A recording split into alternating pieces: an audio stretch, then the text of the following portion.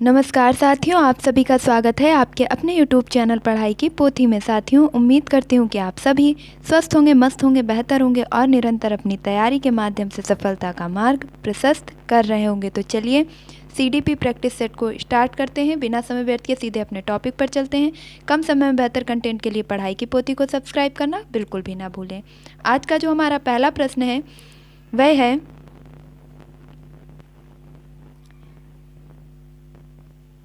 एक खेल क्रिया के दौरान चोट लगने पर रोहन रोने लगा।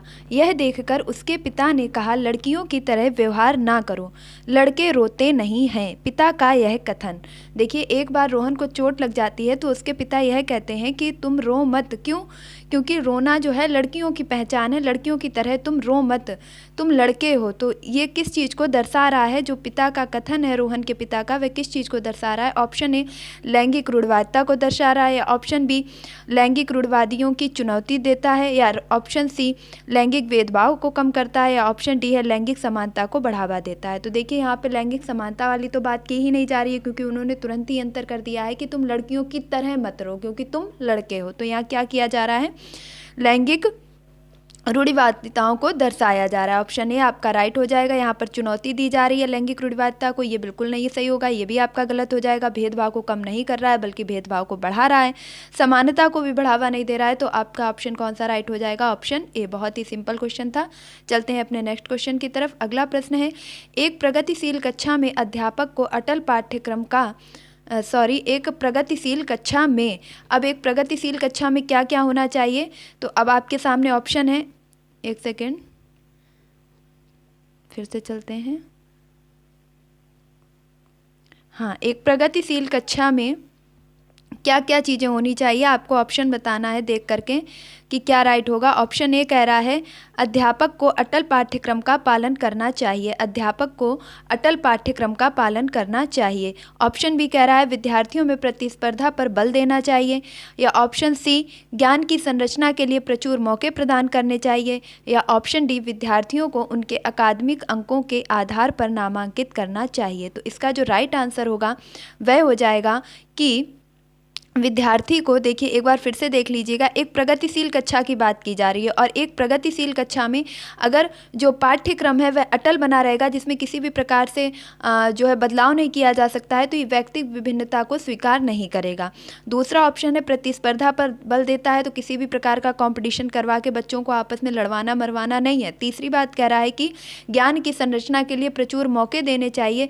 बिल्कुल सही कह रहा है। क्यों? क्योंकि आपके जीन पियाजे भी कहते हैं कि जो बच्चा है वह अपने ज्ञान का सक्रिय निर्माता है, वह अपने ज्ञान का निर्माण स्वयं करता है। तो हमें क्या करना चाहिए? उसकी संरचना को, ज्ञान की संरचना को प्रचुर मौके प्रदान करने चाहिए। और अकादमिक अंकों के आधार पर इसलिए नहीं बांटेंगे क्योंकि अंक किसी भी बच्चे की संपूर्ण व्यक्तित्व और क्षमता को निर्धारित नहीं कर सकते। अगला देखेंगे प्रश्न नंबर 3, एक गतिविधि के दौरान छात्रों को संघर्ष करते देख एक अध्यापिका बच्चों को संकेत और इशारे जैसे एक गतिविधि के दौरान जो छात्रों को संघर्ष करते हुए देखती है शिक्षिका, तो क्या करती है कि क्या, क्यों और कैसे प्रदान करने का फैसला करती है। यह योजना क्या, मतलब ऐसा जो है शिक्षिका क्यों कर रही है, इस बात पे आप ध्यान देंगे। आपका ऑप्शन ए है बच्चों को अधिगम के लिए अनुप्रेरित या निष्प्रेरित कर रही है, तो बच्चे को निष्प्रेरित तो करना ही नहीं है, ये ऑप्शन पहले ही गलत हो जाएगा। ऑप्शन बी है अधिगम के लिए पाढ़ ढांचा आधारभूत संरचना का काम कर रही है, ये ऑप्शन सही है। लेकिन इसके बाद भी हम तीसरा ऑप्शन देखेंगे कि छात्रों में प्रत्याहार निकाश प्रवृत्तियां पैदा करेगी, ये तो बिल्कुल भी सही नहीं होगा। अगला है अधिगम की प्रक्रिया में अर्थहीन होगी, तो ऐसा नहीं है कि उसका कोई भी अर्थ नहीं पड़ेगा। तो इसका जो राइट आंसर हो जाएगा वह होगा अधिगम के लिए पाढ़ आधारभूत संरचना का काम करेगी। अगला प्रश्न देखेंगे, प्रश्न नंबर 4 है, बच्चों के सामाजिकरण के संदर्भ में निम्न में से कौन सा कथन सही है? बच्चों के सामाजिकरण के संदर्भ में निम्न में से कौन सा कथन सही है? प्रश्न को आप 1 से 2 बार जरूर पढ़ें। प्रश्न जो कह रहा है वह कह रहा है कि बच्चों के सामाजिकरण के लिए क्या क्या चीज़ें अनिवार्य हैं, यानी कि जो बच्चे के एक बार फिर से देख लेंगे, बच्चों के सामाजिकरण के लिए कौन सा कथन सही है, यानी बच्चे का सामाजिकरण करना है तो उसके लिए क्या क्या चीज़ें सही हैं। ऑप्शन ए है विद्यालय सामाजिकरण का द्वितीयक कारक है और परिवार सामाजिकरण का प्राथमिक कारक है। ये बात तो बिल्कुल सही है, जो परिवार होता है वह सामाजिकरण का प्रथम कारक होता है, जबकि जो विद्यालय होता है वह कैसा होता है, सेकेंडरी यानी कि सेकेंड कारक होता है, द्वितीय कारक होता है। दूसरा ऑप्शन कह रहा है विद्यालय सामाजिकरण प्रक्रिया का प्रथम कारक और समकक्षी सामाजिकरण के द्वितीय कारक हैं। तीसरा ऑप्शन है समकक्षी सामाजिकरण के प्राथमिक कारक हैं। देखिए, समकक्षी का मतलब होता है बच्चे के साथ में रहने वाले उसके मित्र या उसके सहपाठी। तो समकक्षी जो है वह सामाजिकरण की प्रक्रिया में प्राथमिक कारक हैं और परिवार सामाजिकरण का द्वितीय कारक है, तो ये भी गलत हो जाएगा। सामाजिकरण का प्राथमिक कारक है, विद्यालय सामाजिकरण का प्राथमिक कारक है, ये भी गलत हो जाएगा। परिवार एवं जनसंचार दोनों सामाजिकरण के द्वितीय कारक हैं, तो परिवार को द्वितीय बता दिया है, ये भी गलत हो जाएगा। तो इस प्रकार से जो आपका राइट आंसर होगा वह कौन सा होगा, ऑप्शन नंबर ए, जिसमें कहा जा रहा है कि विद्यालय सामाजिकरण का द्वितीय और परिवार सामाजिकरण का प्रथम कारक है। तो ये ऑप्शन बिल्कुल राइट हो जाएगा। चलते हैं अगले क्वेश्चन की तरफ। अगला प्रश्न है बहुबुद्धि सिद्धांत जोर देता है। देखिए, बहुबुद्धि का जो सिद्धांत है वह किस चीज पर जोर देता है। ऑप्शन ए है बहुबुद्धि को केवल वस्तुनिष्ठ परीक्षणों द्वारा ही मापा जा सकता है।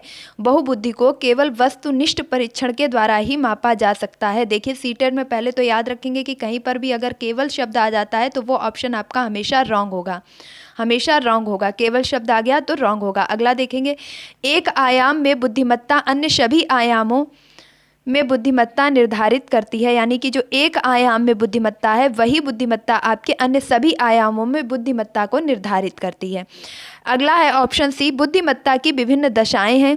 ऑप्शन डी है बुद्धिमत्ता में कोई व्यक्तिगत विभिन्नता नहीं होती है। तो ऐसा तो नहीं है, क्योंकि सभी की बुद्धियों में व्यक्तिगत विभिन्नताएं पाई जाती हैं। प्रत्येक व्यक्ति की बुद्धि का स्तर जो है अलग अलग होता है। तो इस प्रकार से जो आपका राइट आंसर होगा वह हो जाएगा ऑप्शन नंबर सी, यानी कि तीसरा आपका सही हो जाएगा, बुद्धिमत्ता की विभिन्न दशाएं पाई जाती हैं। अगला प्रश्न देखेंगे, नेक्स्ट क्वेश्चन है क्वेश्चन नंबर 6। देखिए, बहुत ही स्पीड से चलेंगे क्योंकि समय जो है बहुत ही कम बचा है। लॉरेंस कोहल वर्ग के सिद्धांत के अनुसार किसी कार्य को इसलिए करना क्योंकि दूसरे इसे स्वीकृति देते हैं नैतिक विकास के चरण को दर्शाता है। देखिए, लॉरेंस कोहल वर्ग ने जो नैतिक विकास का सिद्धांत दिया है उसके अनुसार किसी कार्य को बच्चा इसलिए कर रहा है क्योंकि इससे दूसरे जो है उसके व्यवहार को स्वीकृति देते हैं। तो यह जो कार्य बच्चा कर रहा है ये किस अवस्था को दर्शा रहा है कि बच्चा अभी किस अवस्था में है। तो उनके द्वारा जो दी गई अवस्थाएं हैं, जिसमें प्रथा पूर्व अवस्था है, या यह प्रथागत अवस्था है, या यह उत्तर प्रथागत अवस्था है, या यह अमूर्त संक्रियात्मक अवस्था है। तो देखिए, फटाफट से अपना सही आंसर करेंगे। क्वेश्चन नंबर 6 का इसमें देखिए, फोर्थ तो बिल्कुल नहीं होगा क्योंकि जो अमूर्त संक्रियात्मक अवस्था है ये आपके पियाजे के द्वारा दी गई है। किसके द्वारा दी गई है? पियाजे के द्वारा। तो ये तो बिल्कुल भी नहीं होना है। उत्तर प्रथागत अवस्था में बच्चे के अंदर नैतिक विकास स्वयं से विकसित हो जाते हैं। कैसे हो जाते हैं? स्वयं से वह सही और गलत का निर्णय ले सकता है। प्रथा पूर्व अवस्था में बच्चा क्या करता है? आत्म केंद्रित होता है। कैसा होता है? आत्म केंद्रित। उसको किसी से भी मतलब नहीं होता है, जिसे हम बोलते हैं परंपरागत अवस्था। मतलब जो बच्चे को डर और भय के दंड आज्ञाकारिता के द्वारा ही चीज़ों को मनवाया जाता है, तो ये अवस्था भी नहीं होगी। तो इस प्रकार आपका जो ऑप्शन बी बचता है, यानी कि पूर्व परंपरागत अवस्था, यानी कि इसे प्रथागत अवस्था के नाम से भी जाना जाता है। तो इसका जो राइट आंसर होगा वह हो जाएगा प्रथागत अवस्था। और इस अवस्था में बच्चा समाज की स्वीकृति के आधार पर अपना व्यवहार करता है। इसी अवस्था को अच्छा लड़का या अच्छी लड़की की अवस्था के नाम से भी जाना जाता है। नेक्स्ट क्वेश्चन देखेंगे। अगला प्रश्न है, लेव वाइगोस्की का सामाजिक सांस्कृतिक परिप्रेक्ष्य अधिगम प्रक्रिया में ... के महत्व पर जोर देता है। जो लेव वाइगोस्की हैं, इनका जो सामाजिक सांस्कृतिक परिप्रेक्ष्य अधिगम प्रक्रिया है यह किस चीज़ के महत्व पर जोर देता है? तो ऑप्शन ए है सांस्कृतिक उपकरणों पर जोर देता है, या ऑप्शन बी गुणारोपण पर जोर देता है, या ऑप्शन सी अभिप्रेरणा पर बल देता है, या ऑप्शन डी है संतुलीकरण पर बल देता है। तो फटाफट से इसका सही आंसर करेंगे। देखिए, कई बार मैं बता चुकी हूँ कि वाइगोत्स्की बराबर ही होता है आपका सामाजिक, वाइगोत्स्की बराबर ही होता है सामाजिक, और इनके सामाजिक विकास के सिद्धांत को ही क्या कहा गया है, सांस्कृतिक विकास का सिद्धांत। इन्होंने कौन सा सिद्धांत दिया है, तो सामाजिक सांस्कृतिक विकास का सिद्धांत। तो इस प्रकार जो आपका राइट आंसर हो जाएगा वह हो जाएगा सांस्कृतिक उपकरणों पर जोर देता है। नेक्स्ट क्वेश्चन देखेंगे। जीन पियाजे ने अपने संज्ञानात्मक सिद्धांत में संरचनाओं को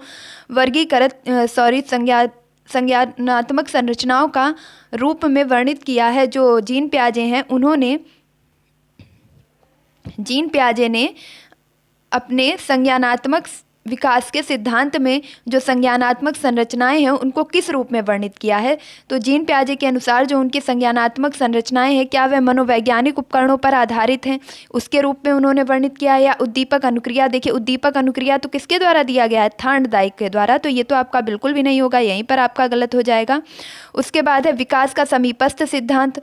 तो देखिए अगर आपको अपना सही आंसर एलिमिनेट करना है तो उसके साथ साथ कोई आंसर गलत है तो वो क्यों गलत है इस चीज़ पे भी ध्यान रखेंगे। समीपस्थ विकास का क्षेत्र यानी कि ZPD के बारे में आपके बताते हैं वाइगोत्स्की, उद्दीपक अनुक्रिया के बारे में बताते हैं थॉर्नडाइक, और इसके बाद स्कीमा के बारे में कौन बताते हैं, तो जीन पियाजे ने स्कीमा के बारे में बताया है। लेकिन इन्होंने यहाँ पे प्रश्न पूछा है कि जीन पियाजे अपने संज्ञानात्मक विकास के सिद्धांत में संरचनाओं को किस रूप में वर्णित करते हैं, तो जो इसका सही आंसर हो जाएगा वो बिल्कुल राइट होगा आपका फोर्थ आंसर, यानी स्कीमा और मनोबंधन। स्कीम्स के आधार पर ही उन्होंने बच्चे के संज्ञानात्मक विकास के स्तर को वर्णित किया है। अगला प्रश्न देखेंगे। नेक्स्ट है क्वेश्चन नंबर 9। जीन पियाजे के संज्ञानात्मक विकास के सिद्धांत में पूर्व संक्रियात्मक अवस्था में विकास का मुख्य गुण क्या होता है।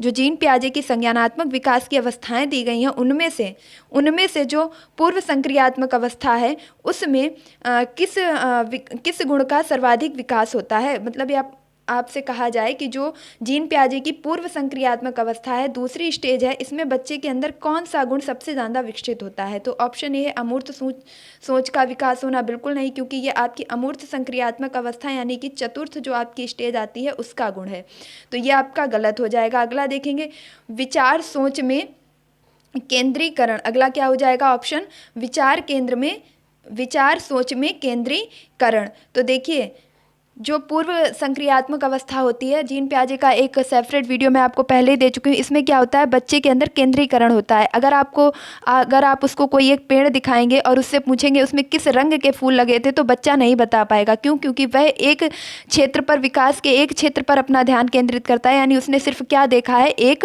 पेड़। आप उससे पूछेंगे आपने क्या देखा है, तो एक पेड़। अब उसने ये नहीं देखा कि पेड़ में किस रंग के फूल लगे थे, कौन से फल लगे थे, इस चीज़ पर वह ध्यान केंद्रित नहीं कर पाता है, यानी वह एक समय में एक ही समस्या पर अपना ध्यान केंद्रित कर पाता है। तो ये आपके क्वेश्चन का बिल्कुल राइट आंसर हो जाएगा कि पूर्व संक्रियात्मक अवस्था का जो गुण है वह होता है बच्चे में केंद्रीकरण का होना। नेक्स्ट है परिकल्पित निगमनात्मक सोच। तो ये तो है ही नहीं, क्योंकि ये आपकी अमूर्त संक्रियात्मक अवस्था की हो जाती है, और संरक्षण और पदार्थों को क्रमबद्ध लगाना ये मूर्त संक्रियात्मक अवस्था का हो जाता है, तो ये भी आपका आंसर नहीं होगा। चलते हैं नेक्स्ट क्वेश्चन की तरफ।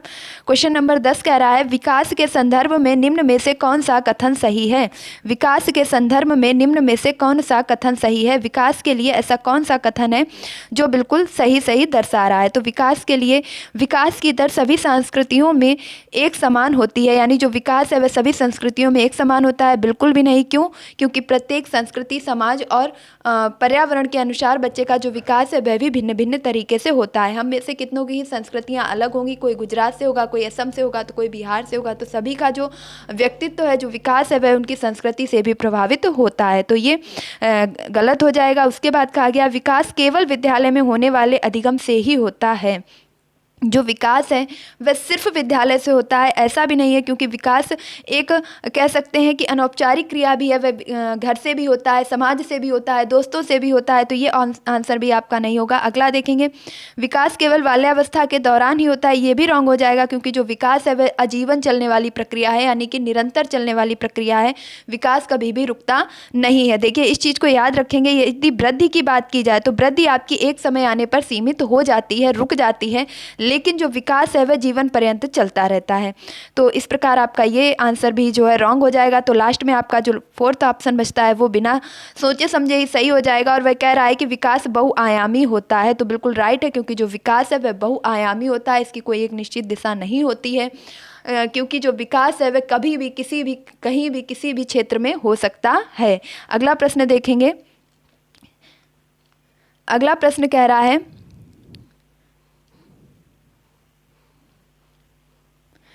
जन्म से किशोरावस्था तक बच्चों के विकास किस क्रम में होते हैं? जो जन्म से लेकर के और किशोरावस्था तक की आयु होती है उसमें जो बच्चे का विकास है वह किस क्रम में होता है?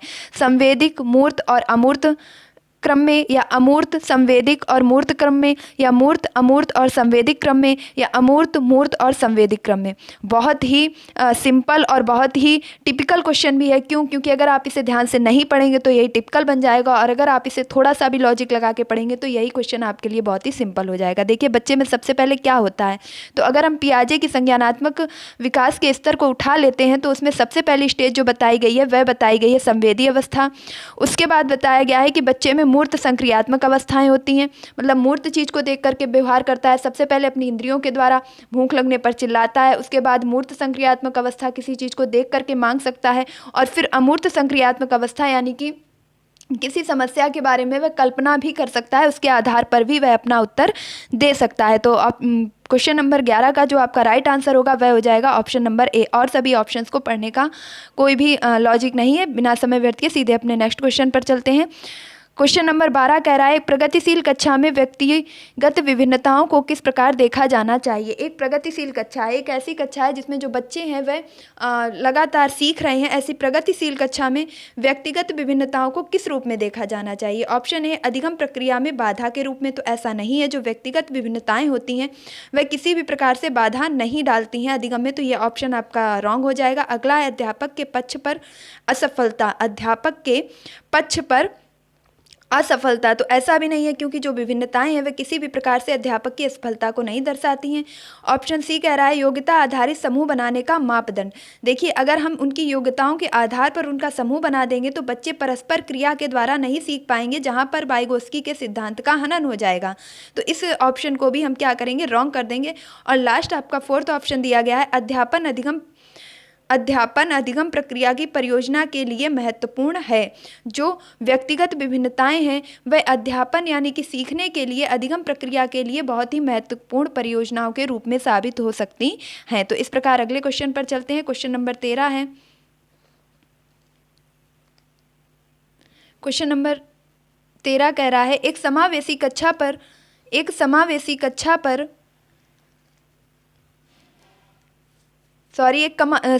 कक्षा में पर जोर होना चाहिए। जो एक समावेशी कक्षा है उसमें किस पर जोर होना चाहिए? ऑप्शन एक है प्रदर्शन और अभिमुखी लक्ष्यों की ओर होना चाहिए, या अभिवेदी समरूपी निर्देशों की ओर होना चाहिए, या सामाजिक पहचान के आधार पर छात्रों के अलगाव के आधार पर जोर होना चाहिए, या हर बच्चे के सामर्थ्य को अधिकतम करने के लिए अवसर प्रदान करने चाहिए। तो क्वेश्चन नंबर 13 का जो फोर्थ है आपका वही राइट आंसर हो जाएगा। क्यों? क्योंकि मैं कई बार बोल चुकी हूँ, जहाँ पर बच्चे सक्रिय हैं उन्हें अवसर दिया जा रहा है, बच्चे करके सीख रहे हैं, बच्चे ज्ञान का निर्माण कर रहे हैं, बच्चों को स्वयं से करने दिया जा रहा है, खोजने दिया जा रहा है। तो इस प्रकार के आंसर आपके राइट होते हैं। तो यहाँ पर प्रदर्शन जैसी कोई भी बात नहीं की जा रही है, समरूपी निर्देशों का कोई महत्व नहीं है, सामाजिक पहचान के आधार पर अगर उन्हें अलग कर देंगे तो बच्चे किस प्रकार सीख पाएंगे? क्योंकि हमें समावेशी कक्षा बनानी है, इस चीज़ को ध्यान रखेंगे।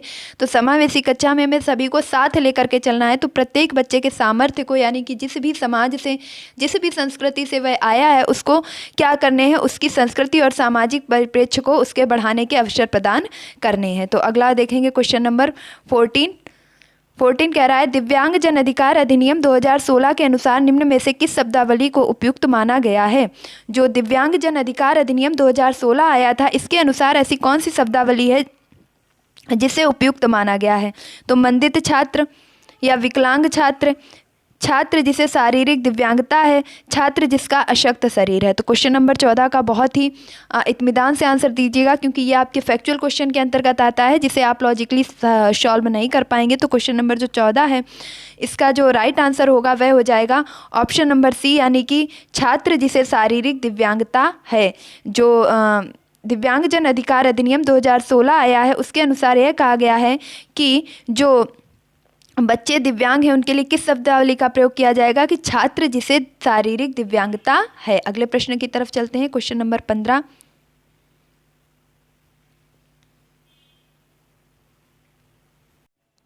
क्वेश्चन नंबर 15 कह रहा है अधिगम कठिनाइयों से जूझते छात्रों की ज़रूरतों को संबोधित करने के लिए एक अध्यापक को क्या नहीं करना चाहिए। देखिए नहीं पर ध्यान रखेंगे, क्या नहीं करना चाहिए। तो एक ऐसे अधिगम की कक्षा है जिसमें जो छात्र हैं वे कठिनाइयों से जूझ रहे हैं, तो उस समय अध्यापक को क्या नहीं करना चाहिए। दृश्य श्रव्य सामग्रियों का इस्तेमाल नहीं करना चाहिए। क्यों नहीं करना चाहिए? बिल्कुल करना चाहिए। इससे तो छात्रों की जो अधिगम क्षमता में कठिनाइयाँ आ रही हैं उनमें जो है उसे आसानी हो सकेगी। अगला देखेंगे, संरचनात्मक शिक्षा शास्त्रीय, एक सेकंड, संरचनात्मक शिक्षा शास्त्रीय उपागमों का इस्तेमाल करना चाहिए। ऑप्शन डी सी कह रहा है व्यक्तिगत शैक्षिक योजना बनानी चाहिए, या ऑप्शन डी शिक्षा शास्त्र और आकलन की जटिल संरचनाओं का प्रयोग करना चाहिए। तो आपके अनुसार इसमें कौन सा ऑप्शन सही होगा?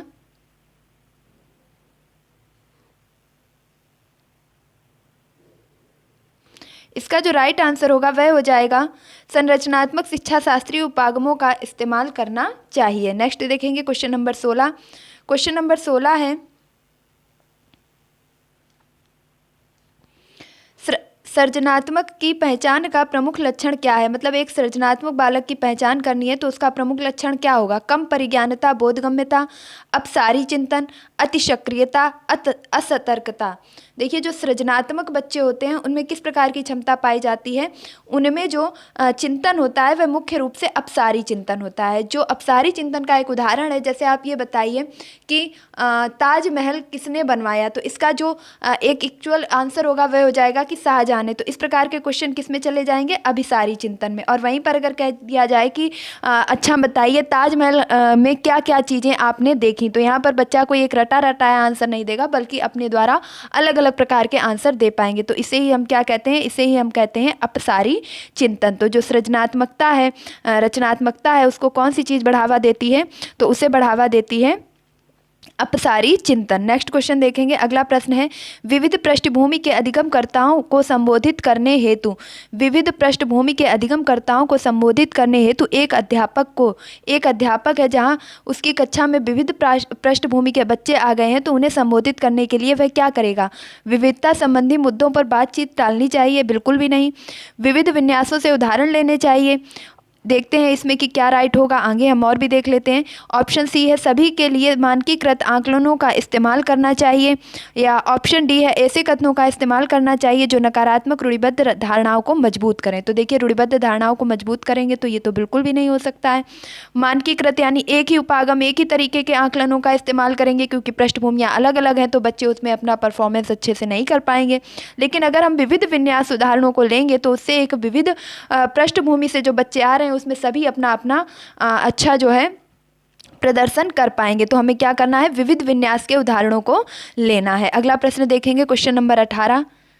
क्वेश्चन नंबर 18 है समस्या समाधान क्षमता का किस प्रकार सुसाध्य किया जा सकता है। जो समस्या समाधान क्षमताएं हैं उनको किस प्रकार से सु माने सरल, साध्य माने साधा जा सकता है। तो ऑप्शन ए कह रहा है लगातार अभ्यास और कार्यान्वयन पर जोर देकर। देखिए किसी भी प्रकार से बच्चे पर जोर नहीं देना है, दबाव नहीं देना है। अगला देखेंगे,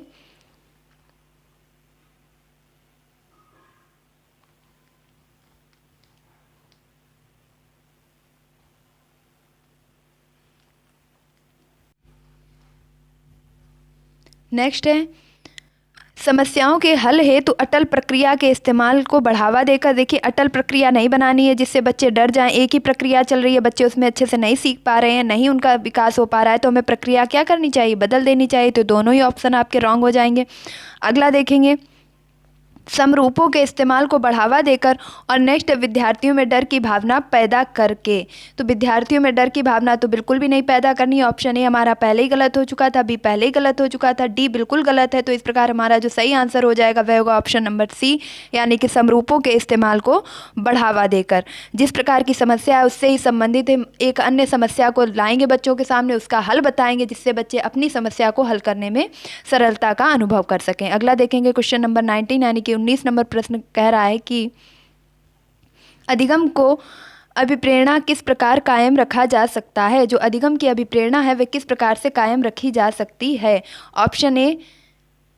ऑप्शन ए है बच्चे को दंड देकर, दंड नहीं देना है, गलत हो गया। प्रवीणता अभिमुखी लक्ष्यों पर जोर देकर, जोर भी नहीं देना है। मैंने क्या कहा, बच्चा भगवान है, बच्चा ईश्वर का रूप है, उसे न डराना है, न धमकाना है, न मारना है, न चिढ़ाना है, किसी भी प्रकार से जोर नहीं डालना है, दबाव नहीं डालना है, उसे बिल्कुल फूल की तरह रखना है। बच्चों को बहुत आसान क्रियाकलाप देकर, यंत्रवत याद करने पर जोर देकर। तो इस प्रकार जो आपका राइट आंसर होगा, देखिए यहाँ पर बच्चों को अभिप्रेरणा किस प्रकार कायम रखी जा सकती है।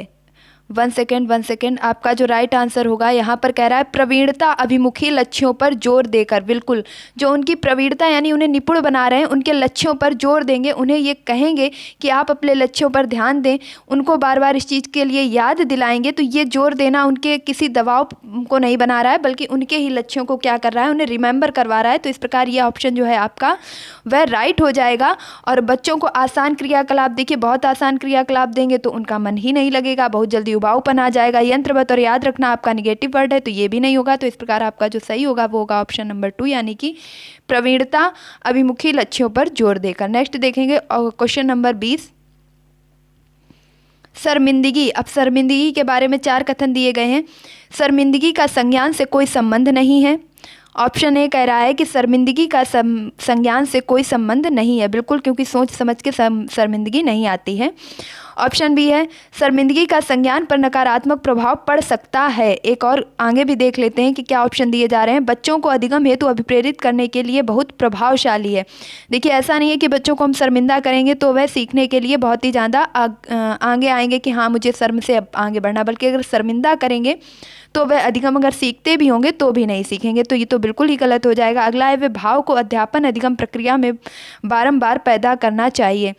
शर्मिंदगी के भाव को पढ़ाते समय बार बार पैदा करना चाहिए, तो ये भी नहीं होगा। तो इस प्रकार जो आपका राइट आंसर होगा वह होगा ऑप्शन नंबर बी, यानी कि का संज्ञान, शर्मिंदगी का जो संज्ञान है वह नकारात्मक प्रभाव पड़ सकता है। जो शर्मिंदगी है वह बच्चे के सीखने पर नकारात्मक प्रभाव भी डाल सकती है। अगला देखेंगे क्वेश्चन नंबर 21, निम्न में से अध्यापन अधिगम का सबसे प्रभावशाली माध्यम कौन सा है?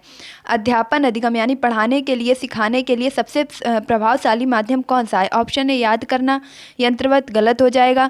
संकल्पनाओं के बीच संबंध खोजना, आगे भी देखते हैं। बिना विश्लेषण के अवलोकन करना, तो ये भी गलत हो जाएगा। जब विश्लेषण नहीं करेंगे तो किस प्रकार से अवलोकन कर पाएंगे? और नेक्स्ट है आपका अनुकरण या नकल को दोहराना। तो दोहराना, रटना, नकल करना, ये सभी वैसे ही आपके निगेटिव टैग वर्ड है। तो इस प्रकार आपका जो राइट आंसर होगा वह होगा संकल्पनाओं के बीच संबंध खोजना। नेक्स्ट क्वेश्चन देखेंगे। अगला प्रश्न कह रहा है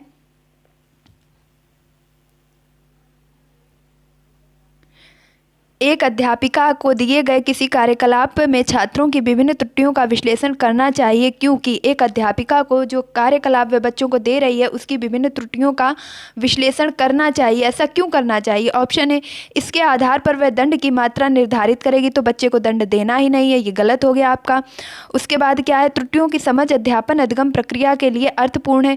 बिल्कुल, क्योंकि जो त्रुटियाँ हैं उन्हें अगर हम समझेंगे तो हम आगे बच्चे को किस प्रकार सिखाना है इस चीज़ के बारे में जान सकेंगे। अगला देखते हैं, इसके आधार पर वह ज़्यादा त्रुटियां करने वाले छात्रों को दूसरे छात्रों से अलग कर सकती है। तो ऐसा बिल्कुल नहीं करना है, क्योंकि हमें जो एनसीएफ है वह समावेशी शिक्षा पर जोर देता है कि सभी बच्चों को साथ लेकर के चलना है। नेक्स्ट है अधिगम केवल त्रुटियों के शोधन पर निर्भर होते हैं। तो देखिए केवल आ गया है, इसलिए ये तो यही आपका निगेटिव हो गया है। तो इस प्रकार आपका जो राइट आंसर होगा त्रुटियों की समझ अध्यापन अधिगम प्रक्रिया का अर्थपूर्ण जो है प्रभाव डालती है। जो त्रुटियां हैं उनका विश्लेषण एक अध्यापिका को जरूर करना चाहिए, इससे वह बच्चे की जो सीखने की प्रक्रिया है उसमें जो है सुधार कर सकती है। अगला प्रश्न देखेंगे क्वेश्चन नंबर 23 से। देखिए बहुत ही कम समय में कोशिश कर रही हूँ कि ज़्यादा से ज़्यादा क्वेश्चन आपके करवा सकूँ, तो इसलिए आप प्लीज़ वीडियो को स्किप किए बिना पूरा जरूर देखिएगा।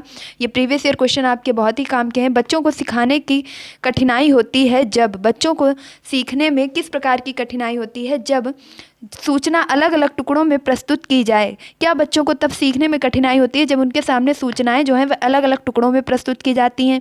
या ऑप्शन भी कह रहा है वो आंतरिक रूप से अभिप्रेरित हो। देखिए जब बच्चा आंतरिक रूप से स्वयं से अभिप्रेरित है तो कठिनाई किस प्रकार हो सकती है? हो ही नहीं सकती है, तो ये तो बिल्कुल रॉन्ग हो जाएगा। अगला है अधिगम सामाजिक संदर्भ में हो। जो अधिगम है, यदि वह सामाजिक संदर्भ में होगा, उसके दोस्तों के साथ होगा, समाज में होगा, तो वह कठिनाई से होगा, बिल्कुल नहीं। बल्कि अधिगम जो है सामाजिक संदर्भ में उसके दोस्तों सहपाठियों के साथ होगा तो वह और भी अच्छे से सीख सकेगा। नेक्स्ट है, विषय वस्तु को बहुरूपों में प्रस्तुत किया गया हो। यदि विषय वस्तु को बहुरूपों में प्रस्तुत किया गया हो तो भी बच्चा नहीं कठिनाई का अनुभव करेगा। क्यों? क्योंकि उसे जो है सीखने के लिए कई तरीके बताए जाएंगे। तो अगर व्यक्तिगत विभिन्नता की एक कक्षा है, उसमें बच्चा अपने अनुसार जो भी उसे अच्छा लगेगा उस उदाहरण को अपना करके विषय वस्तु को सीख सकता है। तो ये भी गलत हो जाएगा। तो इस प्रकार जो आपका राइट आंसर होगा वह होगा ऑप्शन नंबर ए। जब हम किसी समस्या को टुकड़ों में रखते हैं, जैसे पहले हमने कहा कि मालिनी जाती है स्कूल और रास्ते में पड़ गया पुल, अब बताओ क्या करें। अब बच्चा थोड़ा सोच पाया, उसने कुछ बताया, फिर हमने कह दिया अब वह पुल तो टूटा था, बच्चा फिर सोचने लगा। तो इस प्रकार से एक उसके सोचने में कठिनाई आ रही है। अगर हम उसके सामने पूरी समस्या रख दें कि मालिनी स्कूल जाती है और जो पुल है वह टूटा हुआ है और सिर्फ एक ही साइकिल खड़ी है, तो मालिनी कैसे स्कूल जाएगी? तो बच्चा एक बार में ही अपनी संकल्पनाओं को पूरी अच्छी तरीके से विस्तृत रूप से बता सकता है। अगला प्रश्न देखेंगे। क्वेश्चन नंबर 24 कह रहा है, अधिगम की सर्वोत्तम अवस्था कौन सी है? मतलब जो सीखने की सबसे अच्छी अवस्था है वह कौन सी होती है? उच्च उत्तेजना,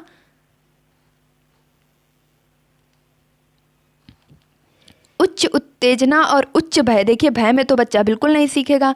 निम्न उत्तेजना मतलब सीखने की जो उत्तेजना है, जिज्ञासा है वह तो कम है, लेकिन जो भय है वह बहुत ज़्यादा है, ये भी नहीं होगा। संतुलित उत्तेजना, कोई भय नहीं। देखिए उसकी जो सीखने की जिज्ञासा है वह संतुलित है, ना तो बहुत ही ज़्यादा है और ना तो ऐसा है कि वह सीखना ही नहीं चाहता, और ना ही उसे किसी प्रकार का भय है। अगला देखेंगे, कोई उत्तेजना नहीं, कोई भय नहीं, मतलब उसमें सीखने के प्रति कोई भी उत्तेजना है ही नहीं। तो ऐसा भी नहीं है, क्योंकि अगर सीखने के प्रति उत्तेजना ही नहीं होगी तो बच्चा किस प्रकार सीखेगा? तो उसके पास क्या होना चाहिए? सीखने के लिए संतुलित उत्तेजना, मतलब जो जिज्ञासा है वह संतुलित होनी चाहिए और कोई भी भय नहीं होना चाहिए, भय मुक्त वातावरण होना चाहिए। अगला प्रश्न देखेंगे, क्वेश्चन नंबर 25। सिर्फ 5 प्रश्न बचे हैं तो इसलिए वीडियो इसकी बिल्कुल भी मत कीजिएगा। अधिगम का संरचनात्मक विचार यह सुझाव देता है कि ज्ञान की संरचना में, अधिगम की संरचना के लिए जो विचार है वह यह बताते हैं कि ज्ञान की संरचना में बच्चे की कोई भूमिका नहीं होती, बिल्कुल नहीं, क्योंकि ये आपका बिल्कुल गलत हो जाएगा। अधिगम के लिए बच्चे की पूर्ण रूप से जो है भूमिका होती है। बच्चे पूर्ण रूप से वयस्कों पर निर्भर होते हैं, ऐसा भी नहीं है। बच्चे अपने ज्ञान का स्वयं निर्माण करते हैं, ऐसा हमारे जीन प्याजे जी कहते हैं कि जो बच्चे हैं वे अपने ज्ञान का स्वयं निर्माण करते हैं। अगला है आपका ऑप्शन नंबर सी, यानी बच्चे सक्रिय भूमिका निभाते हैं। तो जी हाँ, बच्चे अधिगम में जो है सक्रिय भूमिका निभाते हैं। नेक्स्ट है, बच्चे पूर्ण रूप से पाठ्य पुस्तकों पर निर्भर होते हैं। तो ऐसा भी नहीं है, जो बच्चे हैं वे पूर्ण रूप से पाठ्य पुस्तक पर निर्भर नहीं होते हैं, बल्कि पाठ्य पुस्तक एक सहायक सामग्री का जो है रोल अदा करती है। तो इस प्रकार आपका सी यानी कि ऑप्शन नंबर 3 बिल्कुल राइट हो जाएगा कि अधिगम संरचना में जो बच्चे होते हैं वे एक सक्रिय भूमिका निभाते हैं। क्वेश्चन नंबर 26 है, अधिगम के लिए निम्न में से कौन सी धारणा उपयुक्त है? जो अधिगम के लिए धारणाएं बताई गई हैं 4, उनमें से आपके अनुसार कौन सी धारणा सही है? ऑप्शन नंबर 1 कह रहा है योग्यता सुधार्य है, मतलब जो भी हमारा ज्ञान है उसमें सुधार किया जा सकता है, तो बिल्कुल किया जा सकता है। ऑप्शन बी है योग्यता अटल है, मतलब जो योग्यता है वह अटल है, उसमें किसी भी प्रकार का सुधार नहीं किया जा सकता। तो ऐसा तो नहीं है, जो हम सीखते हैं, ज्ञान अर्जित करते हैं, उसमें समय और परिस्थिति के अनुसार हम अनुकूलन और परिवर्तन भी कर सकते हैं। प्रयासों से कोई फर्क नहीं पड़ता। क्यों नहीं पड़ता? क्योंकि प्रयास करते करते तो हम एक ना एक दिन सफलता जरूर ही प्राप्त कर लेते हैं। तो यह ऑप्शन भी आपका रॉन्ग हो जाएगा। असफलता अनियंत्रित है, जो असफलता है वह अनियंत्रित है, तो ऐसा भी नहीं है सफलता अनियंत्रित नहीं है। तो इस प्रकार आपका जो राइट आंसर होगा वह होगा क्वेश्चन नंबर 26 का सही आंसर ऑप्शन नंबर ए, योग्यता सुधारे है। जो हमारा योग्यता है, ज्ञान है, जो भी हम सीखते हैं उसमें सुधार और जो है परिवर्तन किया जा सकता है। अगला है क्वेश्चन, निम्न में से कौन सी परिपाटी विद्यार्थियों में संकल्पनात्मक समझ में बढ़ोतरी करने में सहायक है? ऐसी कौन सी परिपाटी है, ऐसी कौन सी अवधारणा है जो बच्चों की संकल्पना यानी कि उनके विचारों को समझने में बढ़ोतरी और सहायक का कार्य करती है? अगला है ऑप्शन ए, प्रतिस्पर्धा आधारित प्रतिस्पर्धाएं, मतलब आपके कंपटीशन पे आधारित कंपटीशन। नेक्स्ट है पाठ्य पुस्तक केंद्रित शिक्षा शास्त्र। पाठ्य पुस्तक पर आधारित ही शिक्षा देना, या ऑप्शन सी है बारंबार परीक्षाएं करना, यानी कि बार बार जैसे ही पढ़ाया तुरंत परीक्षाएं, जैसे ही पढ़ाया बार बार परीक्षाएं। तो ये चीज़ भी इतनी ठीक नहीं है कि हम बार बार परीक्षाएं ही लिए जा रहे हैं, सिर्फ पुस्तक से ही पढ़ा रहे हैं, सिर्फ कंपटीशन ही करा रहे हैं। तो ये चीज़ें एक निगेटिव फोर्स डालती हैं। और लास्ट आपका ऑप्शन था अन्वेषण एवं संवाद। तो जी हाँ, बच्चे जहाँ पर खोज कर रहे हैं, संवाद कर रहे हैं, बोल रहे हैं, वो ऑप्शन आपके हमेशा राइट होते हैं। तो इस प्रकार जो ऑप्शन नंबर डी था वह राइट हो जाएगा। अगला देखेंगे क्वेश्चन नंबर 28। क्वेश्चन नंबर 28 है, एक कार्य के दौरान साइना स्वयं से बात कर रही है कि वह कार्य पर किस प्रकार प्रगति कर सकती है। जो साइना है वह कार्य करते हुए स्वयं से ये बात कर रही है कि मैं किस प्रकार से इस काम को और भी अच्छा कर सकती हूँ। तो साइना जो ये कर रही है वह लेव वाइगोस्की की भाषा और चिंतन सोच के बारे में दिए गए विचारों के अनुसार इस तरह का व्यक्तिगत वाक्य क्या दर्शाता है। जो लेव वाइगोस्की हैं उन्होंने साइना के ये खुद से बात करने की व्यक्तिगत वार्ता को क्या कहा है। तो ऑप्शन है संज्ञानात्मक अपरिपक्वता, यानी कि वे संज्ञानात्मक रूप से अपरिपक्व है, या ऑप्शन बी स्वनियमन, या ऑप्शन सी है आत्मकेंद्रितता, या ऑप्शन डी है मनोवैज्ञानिक विकार। तो ऐसा नहीं है, उसके अंदर कोई भी मनोवैज्ञानिक विकार नहीं है, क्योंकि हम लोग भी अक्सर कर बात करते करते काम करते करते अपनी जो बातें होती हैं उन्हें अंदर ही रिपीट करते रहते हैं। तो ये किसी भी प्रकार का विकार नहीं है। आत्मकेंद्रितता, जो आत्मकेंद्रितता है, इस स्थिति को अगर कोई व्यक्ति अपने आप से स्वयं से बात कर रहा है तो उसमें आत्मकेंद्रितता के नाम से बताया है जीन पियाजे ने। और अगला है स्वनियमन। तो जी हाँ, वह अपने कार्यों को स्वयं से नियमित कर रही है। तो ऑप्शन बी आपका बिल्कुल राइट हो जाएगा कि जीन पियाजे के अनुसार जो साइना है वह अपने कार्य को स्वयं से नियमित कर रही है, संचालित कर रही है। तो इसे जीन पियाजे ने क्या कहा है, स्वनियमन। यहाँ पर आप क्या आ सकता है, प्राइवेट स्पीच यानी निजी वार्ता भी आ सकता है, और इस चीज़ को आप याद रखेंगे। अगला क्वेश्चन देखेंगे, क्वेश्चन नंबर 29, यानी कि आज का सेकंड लास्ट क्वेश्चन। मूल्यांकन, फिर से देख लीजिएगा, मूल्यांकन पद्धतियों का लक्ष्य होना चाहिए। जो मूल्यांकन है उनका क्या लक्ष्य होना चाहिए। तो ऑप्शन ए विद्यार्थियों को नामांकित करना, या ऑप्शन बी योग्यता आधारित समूहों में विद्यार्थियों को विभाजित करना। तो ऐसा नहीं है, विद्यार्थियों को योग्यता या किसी भी आधार पर हम विभाजित नहीं कर सकते हैं, क्योंकि हमें समावेशी शिक्षा देनी है। ऑप्शन सी है विद्यार्थियों की ज़रूरतों एवं आवश्यकताओं की पहचान करना। तो जी हाँ, मूल्यांकन के द्वारा हम उनकी ज़रूरत यानी कि किस जगह पर कमी आ रही है, बच्चे नहीं सीख पा रहे हैं, इसका भी पता लगाएंगे, और उनकी क्या क्या आवश्यकताएं हैं उस चीज़ को भी जान सकेंगे। अगला है ऑप्शन नंबर डी, पुरस्कार वितरण हेतु उच्च अंक प्राप्त करने वाले विद्यार्थियों की पहचान करना। तो ऐसा भी नहीं है कि मूल्यांकन जो है वह सिर्फ इसलिए किया जाता है कि हम जो अच्छे अंक प्राप्त करेंगे उन्हें पुरस्कृत करेंगे, और जो निम्न अंक प्राप्त करेंगे उनको अलग कर देंगे या उन्हें किसी भी प्रकार का पुरस्कार नहीं देंगे। तो ऐसा नहीं है। जो मूल्यांकन पद्धति है उसका लक्ष्य यह होना चाहिए कि विद्यार्थियों की ज़रूरत और आवश्यकताओं के बारे में हम जान सकें। अगला प्रश्न है आज का लास्ट क्वेश्चन, यानी कि 30 नंबर क्वेश्चन कह रहा है कि बच्चों के विकास की व्यक्तिगत विभिन्नताओं को किस प्रकार आरोपित किया जाता है। जो बच्चों के विकास की विभिन्नताएं हैं उन्हें किस प्रकार प्रतिरोपित किया जाता है। ऑप्शन ए केवल आनुवांशिकता पर। तो बिल्कुल नहीं, केवल आ गया, गलत हो गया। केवल पर्यावरण पर, यह भी गलत हो गया। ऑप्शन सी है ना आनुवांशिकता पर ना पर्यावरण पर, ना आनुवांशिकता पर ना पर्यावरण पर। तो ऐसा भी नहीं है, जो हमारी व्यक्तिगत विभिन्नताएं हैं उन पर आनुवांशिकता का भी प्रभाव है और हमारे पर्यावरण का भी प्रभाव है। तो ऑप्शन डी बिल्कुल राइट हो जाएगा, आनुवांशिकता एवं पर्यावरण की पारस्परिकता पर। तो बच्चे का जो व्यक्तिगत विभिन्नताएं होती हैं, हम सभी में किसी ना किसी प्रकार की व्यक्तिगत विभिन्नताएं पाई जाती हैं। जैसे कुछ आनुवांशिक लक्षण होते हैं, हमारी आंखों का रंग या बालों का घुंघराले होना, इस प्रकार के हमारे आनुवांशिक लक्षण होते हैं। और व्यक्तिगत वातावरण जैसा मिलता है, पढ़ाई का माहौल मिलता है तो बच्चा पढ़ जाता है, अगर कुश्ती और खेल का माहौल मिलता है तो बच्चा उस चीज़ में रुचि लेता है। तो अगर हम कहें कि बच्चे की व्यक्तिगत जो विभिन्नताएं होती हैं वे किसका परिणाम होती हैं, तो वातावरण और आनुवांशिकता का गुणनफल होती हैं। इस चीज़ को भी याद रखेंगे, गुणनफल होती हैं। कभी कभी याद आता है कि योगात्मक परिणाम है, तो योगात्मक नहीं है, वातावरण और आनुवांशिकता जो व्यक्तिगत विभिन्नता है उसका गुणात्मक परिणाम होती हैं। तो इस प्रकार हमने आउट ऑफ 30 क्वेश्चंस जो हैं अपने वे लगभग कंप्लीट कर लिए हैं। इस प्रकार से आपका पूरा प्रैक्टिस सेट कंप्लीट हो जाता है। तो उम्मीद करती हूँ कि आपको ये क्वेश्चंस ज़रूर पसंद आए होंगे, आपने काफ़ी इन्जॉय भी किया होगा। तो आपके आउट ऑफ 30 में कितने क्वेश्चन बने आप ज़रूर बताइएगा कि आपके 30 में से कितने क्वेश्चन सही हुए हैं। और अगर आपको ये वीडियो थोड़ा सा भी अच्छा लगा है तो इसे लाइक, शेयर और अपने दोस्तों के साथ शेयर करें। और अगर चैनल पर नए हैं तो इसे सब्सक्राइब करना बिल्कुल भी ना भूलें। फटाफट से बेल आइकन को प्रेस कर लें ताकि आगे आने वाली वीडियो की नोटिफिकेशन आपको मिल सके। उम्मीद करती हूँ कि आपने अभी तक चैनल को जरूर सब्सक्राइब कर लिया होगा। मिलती हूँ अपने नेक्स्ट वीडियो में, तब तक के लिए खुश रहिए, मस्त रहिए, पढ़ाई में निरंतरता बनाए रखिए, अपने माता पिता गुरुजनों का सम्मान कीजिए। धन्यवाद।